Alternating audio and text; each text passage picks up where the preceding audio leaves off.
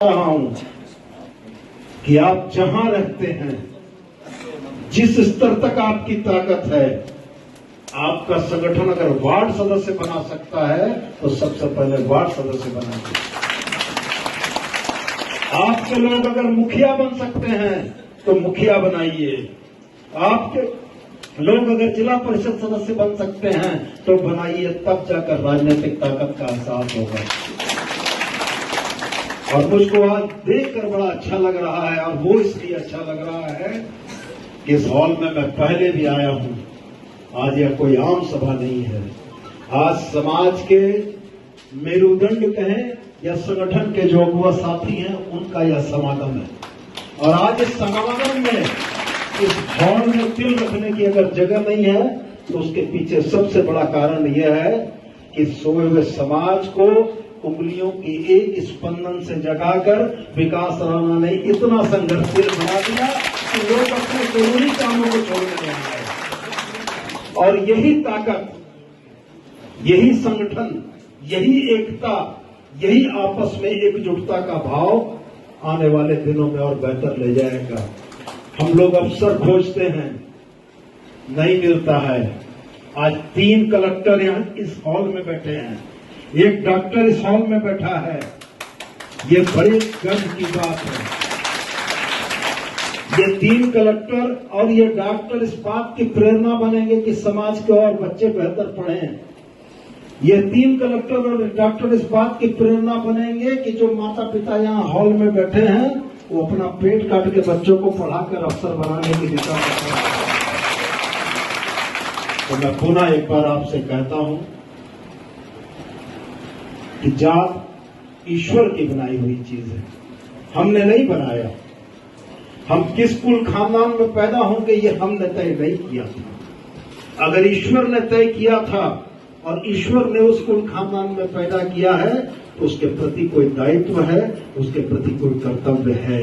और उस कर्तव्य को मुंह मोड़कर आप ईश्वर की उस आदेश की अवहेलना करते हो जो आपको यह कहता है कि अपने साथ के लोगों को मजबूती से साथ लेके चलिए।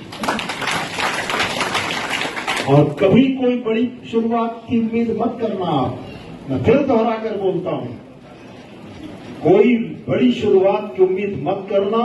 मैं आपसे यही कहता हूं कि आज इस हॉल से इस शपथ के साथ एक संकल्प भी लेकर निकलिएगा कि वार्ड सदस्य भी जिताने की बारी अगर आई तो आपस की लड़ाई को किनारे रखते हुए अपना वार्ड सदस्य बनाएंगे। वही पहली सीढ़ी होगी जिस सीढ़ी से आपको राजनीतिक अधिकार हासिल होगा। और जब आप राजनीतिक अधिकार हासिल कर लेंगे तो आपकी आवाज कमजोर नहीं होगी, आपकी बातें कमजोर नहीं होंगी, आपकी बातें भी उतनी मजबूती से, उतनी ही सोच के साथ सुनी जाएंगी कि इस समाज की बातों को सुनना बहुत आवश्यक है। तो मैं पुनः एक बात इस बात के लिए जरूर कहना चाहूंगा कि आज एक बेहतरीन मौके पर आपके बीच आने का मौका मिला और आपके संगठित भाव को देखकर मन में आश्वस्ति भी आती है। बाबा साहब अम्बेडकर का एक किस्सा कई किताबों में हमने पढ़ा था कि बाबा साहब अम्बेडकर रात में जगे हुए थे तो उनसे किसी ने पूछा कि आप क्यों जगे हुए हैं। तो बाबा साहब ने उसको जवाब दिया था, क्योंकि मेरी कौम, मेरे जमात के लोग सो रहे हैं इसलिए मैं जगा हुआ हूं। तो महापुरुषों की बातों से सीख लेने की जरूरत है। अब सोने का समय चला गया, अब जगिए और अपनी जायज हक हिस्सेदारी के लिए संघर्ष करके हिस्सा लीजिए। और अगर रास्ते में चलते कोई दिखता है जो आपकी मदद से उठ के मंजिल तक पहुंच सकता है, निश्चित रूप से उसकी पहल कीजिए। और मैं सराहना करता हूं इस विचार की। कोई भी समाज विचारों को प्रवाहित करने से आगे बढ़ता है और विचारों के संप्रेषण के लिए पत्रिका से बेहतर कोई चीज नहीं हो सकती है। मैं विकास जी का या जी का भी ये विचार था त्रैमासिक पत्रिका का, इस विचार की मैं सराहना करता हूं।